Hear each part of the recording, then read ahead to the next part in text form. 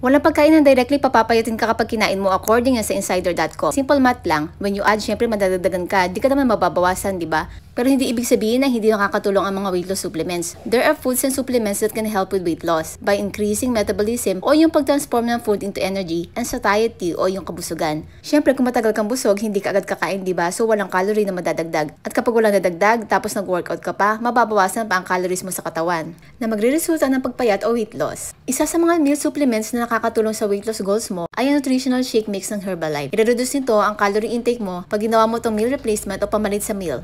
Binuboost din ito ang metabolism mo at higit sa lahat masarap to, so di mo kailangan i-deprive ang sarili mo sa pagpipigil na kumain ng masarap para lang pumayat. Marami siyang flavor like French vanilla, Dutch chocolate, wild berry, cookies and cream, and dulce de leche. Marami pa ibang products ng Herbalife for good health. Nilagay ko ng link dyan para hindi ka na mahirapang maghanap. With Herbalife, you feel better, look better, and live better. Follow for more fitness and self-improvement tips.